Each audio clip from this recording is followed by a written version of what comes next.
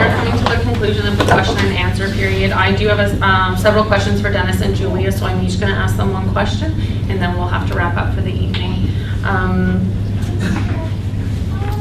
So Julia, as mayor, how do you plan to meet the expenses of the new multiplex / town office space, development, utilities and maintenance, additional staff, interest costs of new financing, maintenance and utilities, old town office and library, etc.? Do we have all night? No. No, you have. No, I think we need something stronger.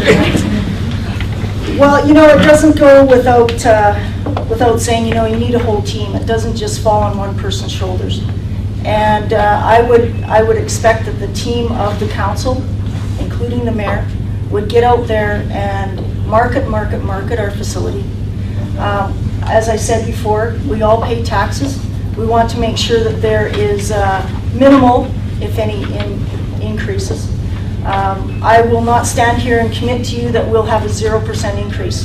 That, to me, my own authenticity and my own genuine value for each human being, is that would be lying. That would be absolutely lying to you here tonight to say that there's 0% increase. Someone, and it doesn't matter whether it's Red Deer, Bentley, Bashaw, they look at building a new building, they know that they're going to pay. They're going to pay either through taxes, user fees, whatever you want to call it. Red Deer can, as an example, not saying that they have, say, oh, we don't have an increase in taxes. Oh, but the user fees just went up 200%. That's a form of tax, folks. And I cannot sit here and say to you, there's going to be a 0% increase in taxes. That, to me, is just ridiculous to say that. So I, as mayor, would do absolutely everything that I can to promote this community, to bring in business, to bring in commercial, industrial, to make sure that those impacts or impact is minimal. And basically it's the operating of the old library building. We have a new daycare going in there. They will also support that through any lease agreements that way. We have the fire hall that is looking to be expanded. So we're actually giving new birth to, or rebirth to a hall that needs to have that expansion with the community.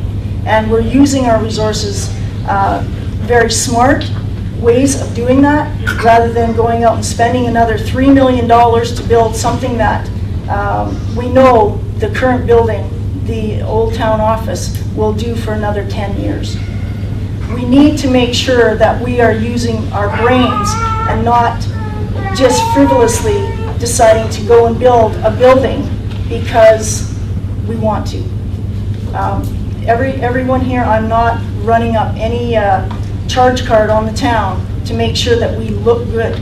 We can do it. We can do it as Penhold. We've always done it in the last 18 years, but we need to be stronger. We need to be committed as a council to make sure people are listening. Business leaders are listening, and we can do that. So, thank you. And the last question to Dennis. Dennis, your election platform indicates you support low taxes for Penhold. Just how do you propose to incorporate this with Penhold taking on a new debt load with the cost of the multiplex, and is this possible? When I'm talking lower taxes, I'm talking lower tax thinking. When you start taking a look at taxes and you're going, oh, well, we gotta, I think we have to start really thinking about when council is sitting around that table and we're gonna spend $1, we're spending $1 of your funds. And we have to start spending it probably wiser. I think we have to try to do cuts, and we gotta slow down the rate of bleeding right now. There's a lot of money going out the door, and if we start thinking, no, we want to keep the taxes low, maybe some of the decisions to spend money in different areas would then maybe be rethought, and that's one of the things that's really important. So we have to. When a lot of people worry about the debt, here's something for you. In 1982, this town decided to build a sewage system. They built a pipe from here to Red Deer. It was called the Waskesiu system. The town had to carry a whole bunch of debt on that. And I remember being explained by Lynn Holman when I first got there. I couldn't understand why they're paying 18% on that. And then she said, but don't forget the water reservoir. That was another bunch of money. That money that we were paying back then is almost equal to the $3 million debt payload that we have now.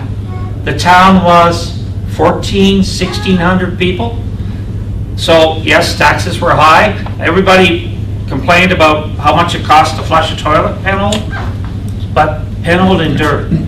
One of the things that Donald Cooper, I was listening to him the other night, said, you know, Albertans are one of the most unique businesses and unique provinces in all of Canada. They're a can-do province. He says, I hear Quebec, I hear Ontario, but Alberta is a can-do province, and this is a can-do town. And I think we can figure out and solve this challenge with the debt load. And every time we want to spend $1, as council, we got to think back. That is a direct result. It drives right back to taxes. And so what I'm talking is low tax thinking. And low tax thinking will eventually drive home lower taxes. Is the taxes going to be lower next year? No. There's going to be an increase. But I don't want to see a huge increase. I want to fight every area where we can stop. Maybe we don't build. They want to pave the front of the multiplex tomorrow, next year. That's 1.2 million. Maybe we don't have to do it next year. Let's let the road settle another year. Let's take away some of those projects that, oh, we got to do that. No, let's slow it down. You know, when you're in business and you know that the cash flow is slower, you don't go out and buy new furniture for your office. So that's 28 years of business that I'll bring as mayor when I come and say, vote for me as mayor. Thank you. Thank you so much. And we are going to each give each of the mayoral candidates 2 minutes for a closing statement, with Mayor Julia starting.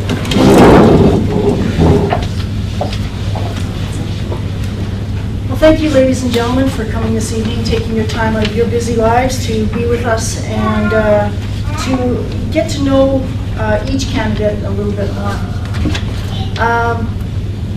It is not without experience, integrity, and dedication that I come to you to say, please vote for Julia King on October 18th.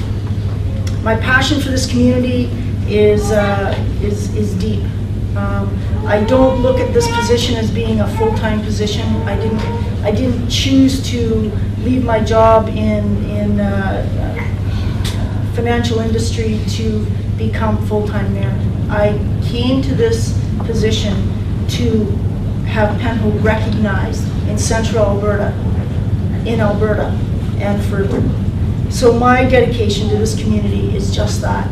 It's my dedication that my family and grandchildren will grow here and to be proud to be Penholdians.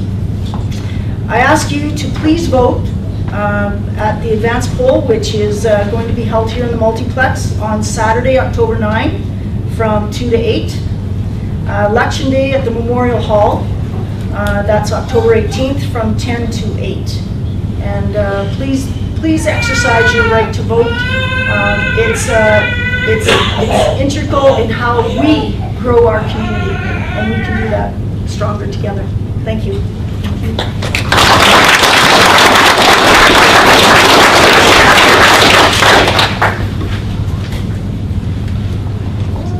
When you come to my platform and you hear me speak today, you've heard me talk business, you've heard me talk budgets and numbers. You've also heard me talk about a long-term resident that wants to have a viable, sustainable community. I know that there's going to be challenges. I'm up for those challenges. I'm asking you to remember that what I said earlier, this is not a job, it's an honor. And when you have an honor, you use dedication and hard work to support that honor. I ask you to exercise your right to vote. Remember my agenda is business, fiscal responsibility, transparency, and a sustainable community for a long future. And I ask you for your vote. And remember to come out and vote at the advance polls on Saturday. And then the election day is down at the town hall, of course, on the 18th. Thank you for coming out. I know it's been a sort of little warm in here. I think we built this room for 22 little kids. I think you're producing more heat than that. So thank you for coming out and spending your time. I'll be around after my words if anyone has any questions of me. And have a good evening.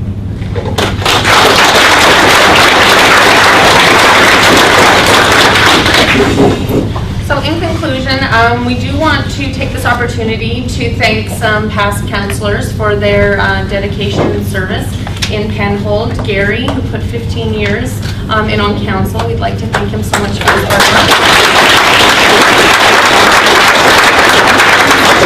And to Mike for his name on the sign.